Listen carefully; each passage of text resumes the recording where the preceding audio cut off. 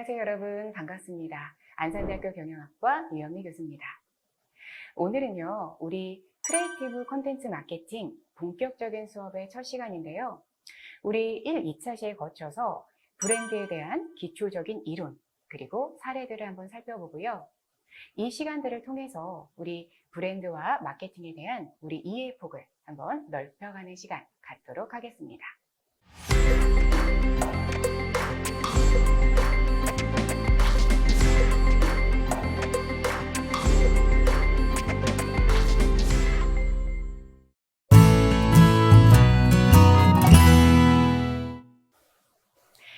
여기 보고 계시는 브랜드들 다들 익숙하시죠? 이제 브랜드 로고나 명칭만 보고도 이 회사가 어떤 상품을 파는 회사인지, 그리고 얼마나 믿을 수 있는 회사인지, 어떤 이미지를 갖고 있는지 여러분들 머릿속에 지금 떠오르는 생각들이 있으실 겁니다. 우리는 때로는요, 어떤 제품의 성능이나 기능을 꼼꼼히 살펴보지 않고도 어떤 회사의 브랜드가 갖고 있는 좋은 이미지만을 가지고 의심 없이 어떤 제품을 선택을 하기도 하고요. 여러분 아시는 롤렉스 그리고 벤츠처럼 같은 기능을 하는, 그리고 같은 성능을 가진 훨씬 싼 제품이 있는데도 불구하고 훨씬 많은 프리미엄, 웃돈을 주고 내가 원하는 브랜드의 제품을 구매하기도 합니다. 왜 그럴까요? 네, 바로 브랜드가 만들어내는 그 이상의 가치가 있기 때문이죠. 자, 그렇다면 브랜드란 과연 무엇일까요? 먼저 브랜드라는 말의 어원을 우리가 한번 살펴보자면 저기 미국 서부 개척 시대로 거슬러 올라갑니다. 목장에 이제 소랑 말을 막 풀어놨었잖아요. 그때 누구의 말인지 누구의 소인지 우리가 구분하기 힘들었다는 거죠. 그래서 이거는 내 말이야, 이거는 내 소야 라는 나의 소유를 증명하는 방법의 하나로서 나의 이름 그리고 심벌을 불에 달궈서요, 소의 어깨에다가 소인을 찍어서 표시를 해 놓은 거죠. 그래서 만약에 나의 소나 말이 사라졌을 때 이 어깨에 찍힌 표시를 통해서 이거 내 거야 라는 것을 증명하고 다시 찾아올 수 있었다고 합니다. 이번에는 브랜드에 대한 정의를 한번 살펴보겠습니다. 마케팅의 출발지라고 할 수 있죠. 미국 마케팅 협회가 규정하고 있는 이 브랜드에 대한 정의를 한번 살펴보면요. 브랜드라는 것은 판매자가 자신의 상품이나 서비스를 다른 판매자들의 상품이나 서비스로부터 어떻게 하기 위해서? 네, 분명하게 구별짓기 위해서 우리가 어떤 이름이나 용어, 디자인, 상징 또는 기타 다른 요소들을 사용하는 것이라고 정의를 내리고 있습니다.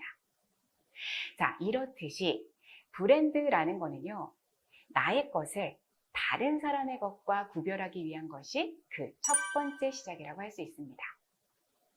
자, 그런데요, 이 구별이라는 것이요, 시간이 흐르면서 그 이상의 의미를 포함을 하게 됩니다.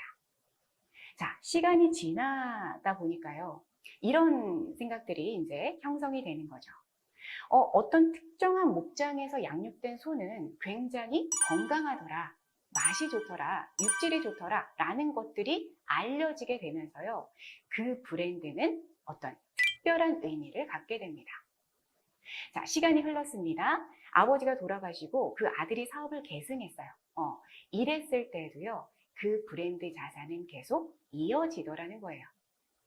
그래서 이 브랜드라는 것은요, 그 일에 종사하는 어떤 개개인보다는 그 자체가 독자적인 힘을 갖게 됩니다.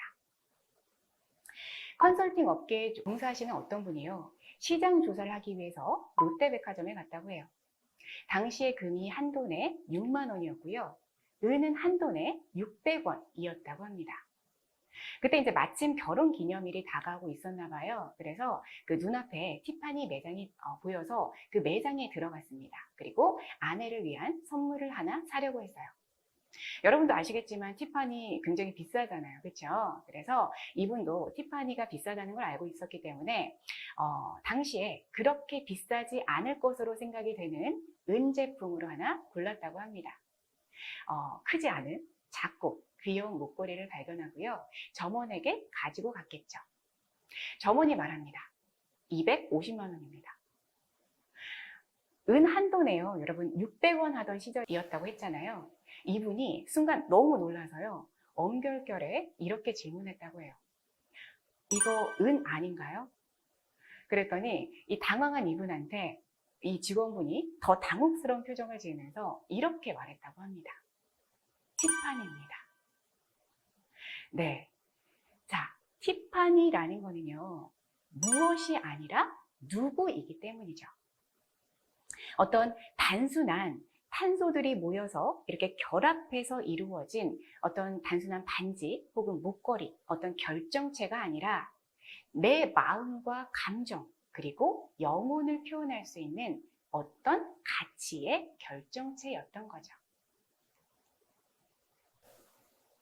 아마존의 설립자 제프 베이조스는요, 다음과 같이 이야기했습니다. 많은 사람들이 아마존에 몰리는 것은 아마존의 책값이 싸거나 구입하기 쉬워서가 아니라 그것이 아마존이기 때문이다. 처음에는 단순 어떤 표식으로서 시작했다고 했잖아요. 그런데 이런 브랜드가요, 이제는 우리가 제공하는 제품의 신뢰 그리고 보증을 하는 그 차원을 넘어서 그 이상의 무언가를 가져다주는 중요한 요소로서 자리 잡게 된 거죠. 자, 그렇다면 우리 자신도 브랜드가 될 수는 없을까? 자, 여기 이 사람이야말로 인간 브랜드가 아니었을까라고 생각이 되는데요. 여러분 잘 아시는 스티브 잡스입니다. 애플의 공동 창업자죠. 얼마 전에 그 스티브 잡스의 친필 사인이 남은 그 컴퓨터, 애플 컴퓨터 사용 설명서가요, 우리나라 돈으로 약 9억 원이 넘는 가격에 경매로 그렇게 팔렸다고 해요. 그래서 이제 이 스티브 잡스의 어떤 삶이나 철학을 주제로 많은 영화들이 나오고 그리고 많은 책들이 나올 만큼 그 자체가 브랜드였다고 할 수 있겠는데요. 유명하죠. 그 신제품 발표 프레젠테이션. 특히 이 프레젠테이션 할 때는 스티브 잡스가 어떻게 등장을 할까? 어떻게 시작을 할까? 그리고 어떤 몸짓으로 어떻게 프레젠테이션을 전개할까? 이런 것까지 사람들의 관심을 받았었습니다. 스티브 잡스에 대해서 잠깐 말씀을 드리자면요. 스티브 잡스는 1975년 그의 나이 20살 때죠. 당시 이제 엔지니어였던 워즈니악과 공동으로 애플이라는 기업을 창업을 합니다. 그런데 여러분 아시다시피 지나친 완벽주의 그리고 지나친 혁신주의 이것을 고집하다가요, 이사진이랑 갈등을 일으켜요. 그래서 30세가 되던 해에 자기가 만든 회사에서 쫓겨나고 맙니다. 하지만 그때 이 스티브 잡스가 멈췄다면 오늘의 역사는 쓰여지지 않았겠죠. 이 스티브 잡스는요, 좌절하지 않고 다시 도전을 했고요. 넥스트라는 새로운 컴퓨터 회사를 세웁니다. 성능은 뛰어났다고 해요. 하지만 그것과 상관없이 넥스트는 성공하지 못했고요. 그래서 그동안 모았던 자산을 모두 날리게 됩니다. 그리고 빈털터리로 전락하고 말죠. 하지만 애플에서 나온 직후에 인수했던 또 하나의 카드가 있었는데요. 픽사에서 여러분 토이스토리라는 애니메이션 아시죠? 이 애니메이션으로 소위 말하는 대박을 거둡니다. 그러면서 다시 회생을 하게 되죠. 한편 이 스티브 잡스가 없는 동안에 애플은요, 계속되는 적자로 파산 위기에 놓여 있었고요. 그래서 이 잡스가 돌아와서 가장 먼저 한 일은 무엇이었을까요, 여러분? 네, 당장에 팔릴 수 있는 제품을 만든 것이 아니라 애플의 본래 가치를 회복시키는 일을 했었다고 합니다. 그때 그 유명한 애플의 슬로건 있죠. Think Different가 만들어지게 되죠.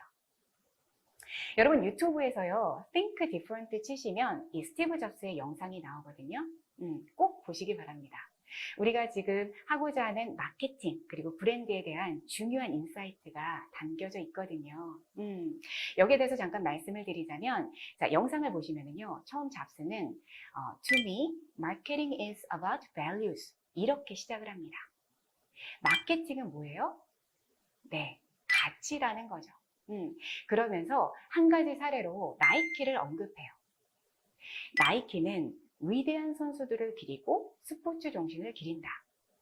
나이키가 추구하는 핵심 가치는 단순한 제품을 넘어서 위대한 운동선수들과 스포츠 정신을 기리는 것이다.